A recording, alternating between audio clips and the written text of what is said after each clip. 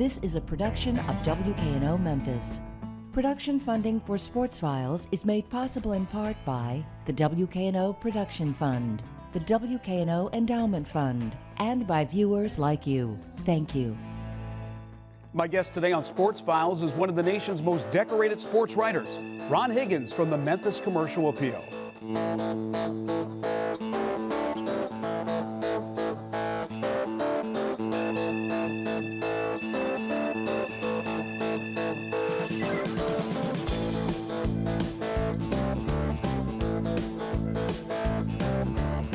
If there's a big football game to cover, Ron Higgins is there, especially when it comes to the SEC.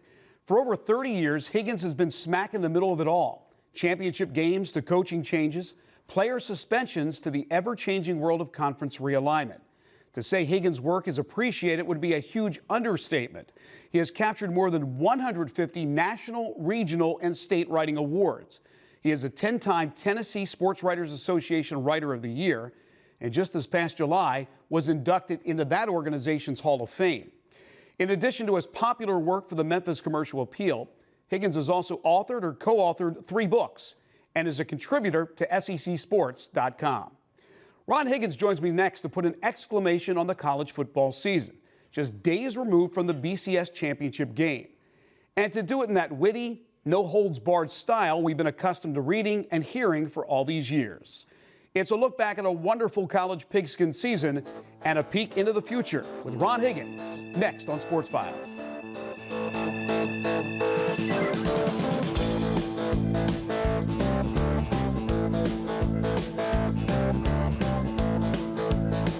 Ron, thank you so much for being with us. We appreciate it. It's good to be here. Love the new set. Love the jerseys. Got the Gasol that hasn't been traded, so you're updated. That's very good. Well, thank you. You're onto it. So great to have you here. I just built you up here with this intro. Every big game in the world of football, Ron Higgins is at, and of course he covers a lot of other sports, Final Fours, but football is your forte. And I fibbed because Monday you were not in Miami. What happened? Unlike Notre Dame, well, kind of like Notre Dame, I didn't show up actually. I got pneumonia covering Ole Miss in the Compass Bowl in Birmingham and in beautiful rustic Legion Field. Right. One of the finer football venues of the 1940s. And I was supposed to drive to Atlanta and fly to Miami Saturday night, and I was about the sickest I've ever been covering an event. But at the end of the day, I felt pretty good in the game because it was a good story. A good ending to a season for Ole Miss, but as soon as I wrote the story and typed that last word and sent it, there was no way I could make it to Miami, and so I came home. It was the right thing to do. Went and saw a doctor and said, "Do you know you have pneumonia?" I said, "Well, you're the first person to tell me that, and I really appreciate that. So I'm going to bed and give me." Lots of drugs. So well, glad it's worked because you sound good. Great to have you here. I'm better. From a competitive standpoint, you didn't miss much because there was no game. It was an absolute blowout. I thought Alabama would cover. A lot of people thought they would. Others thought Notre Dame would give them a tussle. But this game was over early, Ron. Did you expect a blowout? I didn't expect a blowout. I really did. But I knew if Alabama's the key for Alabama always is. Offensive execution and dominate with their line. And if they can get that going consistently, it really sends a message to a team. And it's kind of funny. I talked to Barrett Jones, the day after a game, and for a story for our paper, and we talked about how it was almost advantageous for him to incorrectly call the coin toss.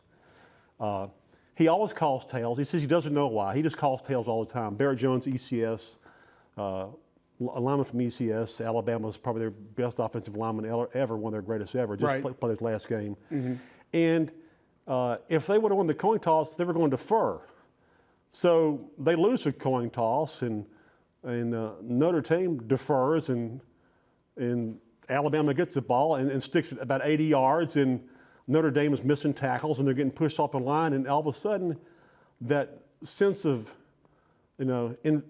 invincibility that you have as a defense, I mean, when you get it shoved right down your throat in the first drive, you kind of go, whoa. The wind comes out of the sails right away. Did Kelly make a mistake? Should they have taken the ball first, in your opinion? Although I don't think it makes a heck of a difference. Offense makes a difference, but last year in last year's Alabama LSU game, Alabama had to kick 5 field goals. I mean, Right. the offensive execution was good, but they couldn't finish anything. I remember that's one thing that their players, especially Barrett, told me after that game was that, we just won a national championship and we're all happy. But we kept thinking, we didn't get in the end zone. And this year, they scored all 5 times they were in the red zone. I mean, they shoved it in every time. And I think they they proved a point that, and when you're not tricking anybody, when you're going right at somebody and just killing them, that's the worst thing ever for a defense because they're just beating us physically. They're not. We're better than you. Yeah, they're not tricking us. They're just. And I think that by getting that possession and doing that at the start, it worked out for them. Ron, 3 out of 4 years, Alabama's won a championship. Nick Saban now a head coach for 3 of those championships and 1 in LSU. He has 4. But getting back to the 3 he's won at Alabama, is it okay to talk about him with the Bear, or is that sacred territory that we don't go near yet? No, you can talk about it. He's on equal footing with Bear Bryant now. Equal footing. Equal footing with Bear Bryant, and this is why. No disrespect to Bear Bryant, but Bear Bryant didn't have to deal with scholarship limitations. Bear Bryant didn't have to deal with academic requirements. Bear Bryant didn't have to deal with the constant scrutiny of social media, of 24/7 Twitter, Facebook, blogs, call-in shows. Can you imagine if Bear Bryant had a radio call-in show where he had to answer fan questions? I can't even fathom that. Now, Coach, hey, this is the top-tied Tommy in Talladega. I was kind of wondering, them balls were playing like a 9-man front, and you were still trying to run the ball. I mean, why didn't you let old Joe Namath throw that thing? What? You're fired. Coach, you can't fire that guy. He's a fan. What am I doing talking to fans? I mean, I got you. There's all this pressure now that you have to deal with, and yeah, Saban gets paid a lot of money. Plus, aren't there more teams, Ron, that are capable of making runs at titles now? There's more teams because of scholarship limits, even things out, and plus you have this never-ending pressure. I mean, you lose. One reason Steve Spurrier left Florida back when he did was because Florida fans were upset that he was, he actually was losing 2 and 3 games a year. Right. And you create the monster, you got to know how to control the monster. And I think the best thing about Nick is he knows how to control the monster. 7 straight for the SEC. Who has a chance outside the SEC to knock off Alabama or LSU or Georgia? I mean, it may be one or the other that knocks off, like last year with LSU and Alabama going at it and Alabama winning. But outside of the SEC, for next year and for the foreseeable future, who's out there that can knock the SEC off the throne? Ohio State, because they The Urban Meyer influence? Because Urban Meyer knows how to beat SEC teams. Right. I agree with that. He knows what you have to recruit to beat SEC teams. He knows the type of athletes you need to beat SEC teams. He gets it. I mean, all these coaches who, so many BCS games I've go to, and you talk to the teams before the game, you talk to their players or whatever, and they'll say, we've got quick guys too. We know the SEC's quick. And then after the game, you talk to them, they go, good God, they were quick at every position. Right. Even the defensive linemen were like ballerinas. And, Urban Meyer gets that. And I think he'll be able to recruit that. He'll go find those guys. And to me, that's the team you've got to worry about. Now, Oregon's really good. They're really quick. I wanted to bring them up. I mean, they're really quick, and maybe they learned something from a couple of years ago when they played Auburn. And the only reason that game was close because Cam Newton got dinged up in the second quarter and didn't know where he was half the time. They had to dial back their game plan. But Oregon could be that team too. Those 2 teams right there, to me, are the teams that the SEC is going to see for the next several years. As long as Chip Kelly's at Oregon, they're going to see that. And as long as Urban, is at Ohio State, he knows how to recruit those guys. He knows the psychological motivating part of it. I'm going to say not as good as Saban does, but he knows it pretty well. All right, let's go rapid fire on subjects that involve the SEC. for next season and some that affected them this year. First of all, you covered, as you mentioned, the BBVA or whatever the heck it's called, Compass Bowl. We'll call it the Compass Bowl. Yeah. And Ole Miss pummeled Pittsburgh. Hugh Freeze, 7 wins first season. How impressive? Very impressive. Now, I was one of the stupid people at the beginning of the year who actually wrote he could go 6-6, and people thought I was like, what kind of Kool-Aid are you drinking? Right. But I thought 3 things: if they stayed away from the injuries, if their freshmen played really well, the true freshmen, and if they didn't go in the tank psychologically after a major loss, they could come through and win, and they did. So I mean, but they'll be even better next year. I mean, he's going to have a really good recruiting year. He has like I think like 21 starters back, or it's an incredible amount of starters. He's got 21 starters back next year. Wow. And everybody and he's adding depth, particularly on defense. Defense and offensive line is where they need depth. And this year he had to dial back play calling in some games that they lost because he didn't want to go too fast to wear his defense out. He decided the last 3 games of the year, LSU and State in the bowl game, that I'm just going to crank it up, as fast as I can crank it up. And if we wear out, we wear out. But I'm going out firing the bullets. Other than Alabama, Notre Dame, the resurgence of Notre Dame, the showdown in the BCS championship game, Johnny Manziel had to be the story in college football. Who do you liken him to? Is he Fran Tarkenton? Who is he? Well, besides the fact that he looks like a bagger at Kroger, honestly, this is who I like him. It's kind of a strange reference. I liken him to Steve Nash. If you ever watch Steve Nash play basketball, he never kills his dribble. He keeps going and keeps going until he finds something. Johnny Manziel is Steve Nash. He keeps going and he keeps going until he finds something. And sometimes it isn't there, and sometimes it is. And sometimes you watch him on a run and like, okay, that's the end of that. Well, he's still going. He's still going. He's in the end zone. Exactly. He's fun to watch. Quick thoughts on there's 4 new coaches in the SEC.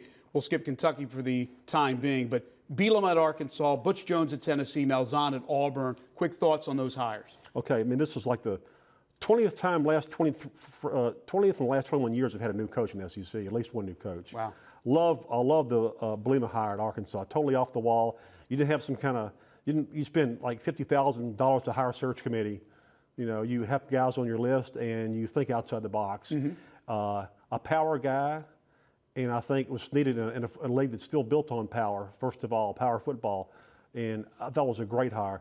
Gus was an obvious hire at Auburn. No-brainer, right? Yeah, I mean, they couldn't get maybe a couple of guys they wanted, and you bring back a guy who fits that offense because they tried to shove an offense this year down the throats of players that weren't recruited that style of offense, and that got them fired. Tennessee, Butch, a good solid hire. I mean, not flashy, but having dealt with him in the Cincinnati and Liberty Bowl a year ago, players love him. And I think Vols need to get back to fundamental football first before they do anything. Ron, what's the next move on the conference realignment landscape? Well, I mean, I don't know I don't know what's left out there for the SEC really at this point. They're still trying to figure out their football schedules. Sure. Right.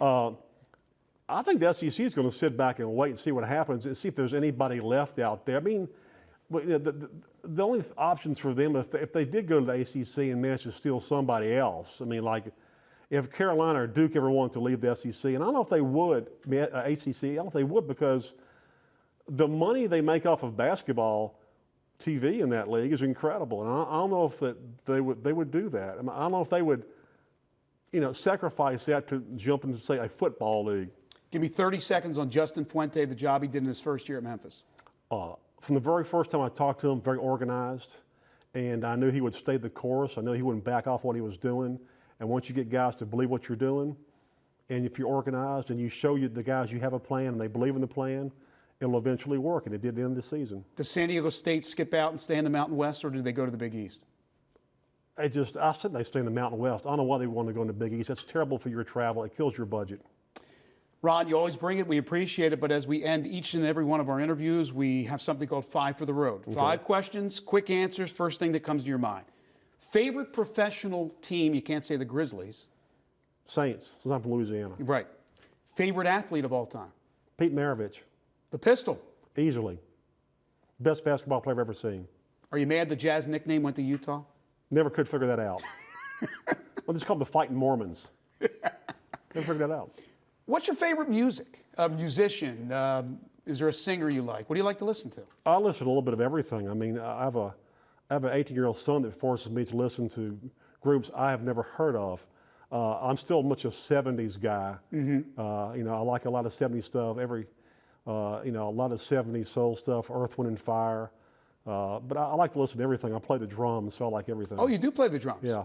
How does your son force you to listen to music? I want to know that. Because he produces music. He's into production now. Good for him. And he's really good. He's really talented. He's a senior at St. Benedict and just won a national award last year for So he tests it out on you. Yeah, and he's recording some people, and they're very good. 2 more questions. Favorite TV show of all time? Of all time, boy, I mean, I go through different phases. The one I'm really like now is Homeland. Oh, it's fantastic. Love Homeland. I love any TV show that's written well. And you have to think about it a little bit. Yeah, I mean, I always love Seinfeld because it was always written so well. 10 seconds. Favorite movie of all time? No, this shows you, you know, it tells a lot about me. Animal House. I'm with you, Ron. My favorite of all time, Caddyshack, a close second. Oh, they're both right in there. I mean, when you sit there and you just walk through life, one of the greatest thrills of my life was at the Orange Bowl a few years ago at a BCS game. Played the media tournament on the Caddyshack course he filmed it on. You gotta love it. Ron, always a pleasure. Thank you so much. Good being here. That's Ron Higgins. We'll take a break. Overtime is coming up next.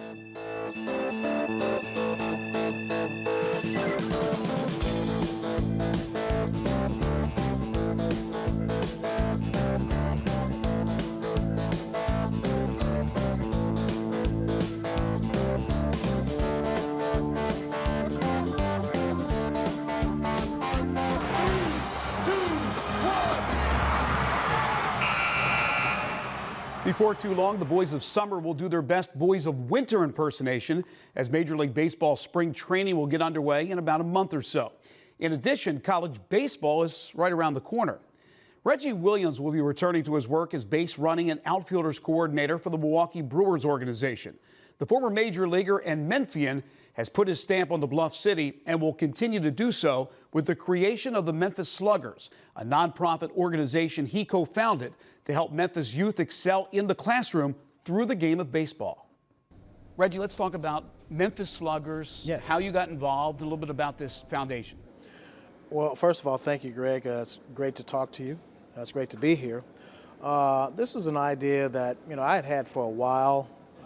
Just didn't have the wherewithal to get it done, working and being very busy. But through some mutual friendships, my co-founders, Mr. Sean Burke and Mike Wardlow, we met together and we talked about the initiative in terms of making a difference in the lives of young children in the urban areas of Memphis, trying to get them involved, doing something active. And baseball naturally was the carrot for me. And after talking about it, we decided that baseball would be the avenue in which we would try to get children exposed to sports. But not only that, we wanted to also infuse education and a healthy lifestyle. Because in our community here in Memphis and in the South, obesity, type 2 diabetes is running rampant. And so in order to put our little 2 cent worth in, we decided to work with children using baseball as a carrot, with a background of education being important to your life and having a healthy lifestyle in order to take advantage of the education and the sports that you may be a part of.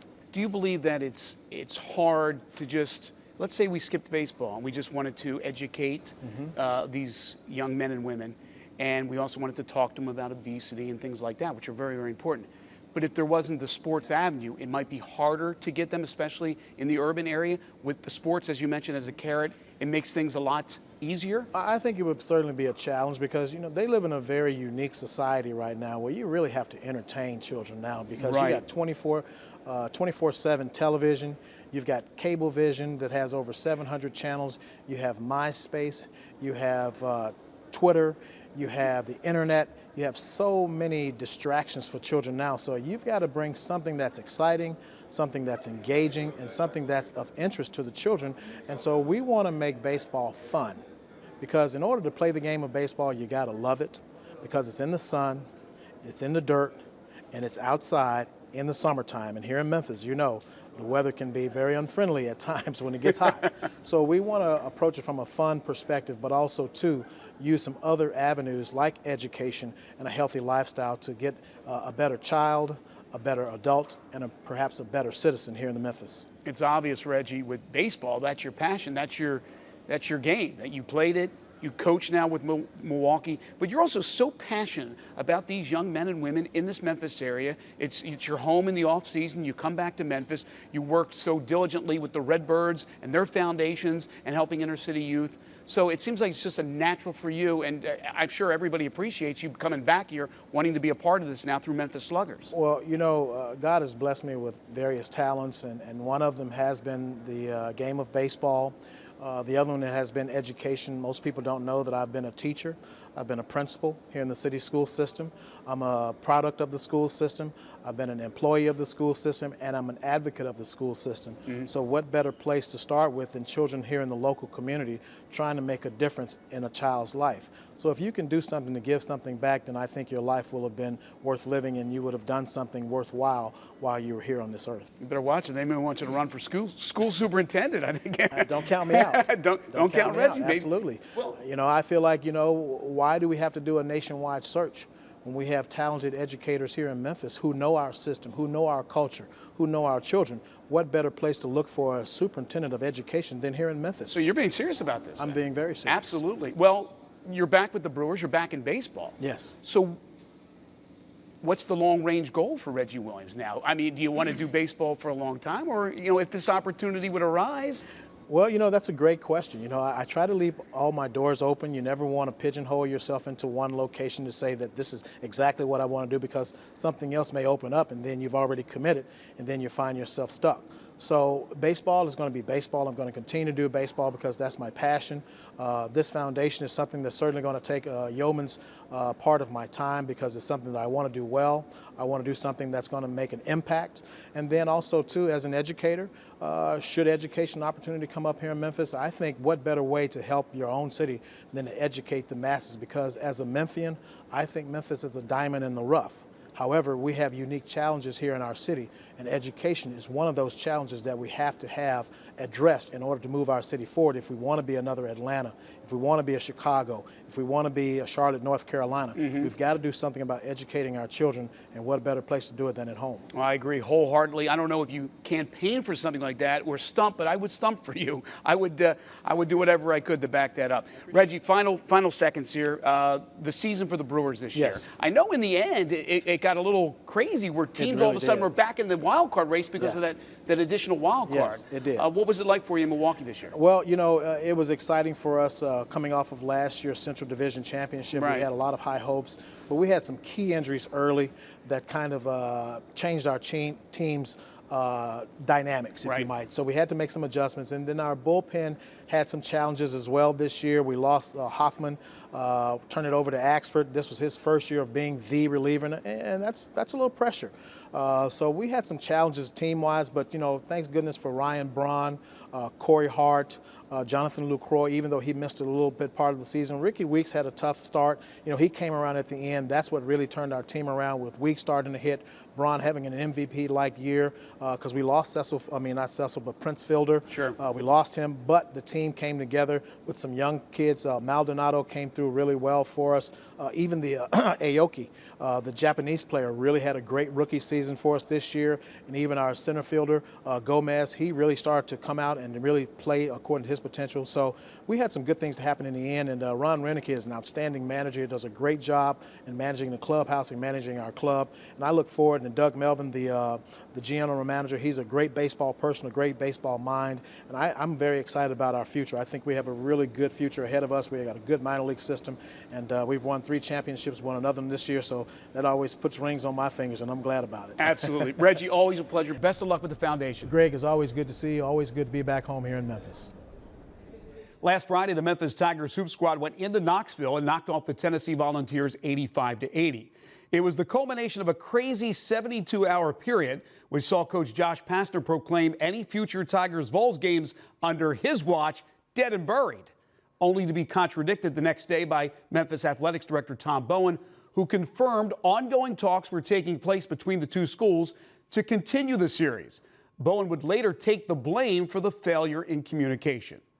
Okay, on the subject of continuing the series, yes, yes, and yes. Fans want it, players want it, local businesses want it, and the University of Memphis needs the financial boost a renewal of both the football and basketball series would provide. As for the lack of communication, well, it needs to be better. The unfortunate part of the whole deal was that a he said situation dwarfed what occurred on the court, and that should never happen. And that'll do it for this week's show. Remember, to see any of our previous shows, head to our website, WKNO.org, and click on KNO Tonight. And we'll see you next time.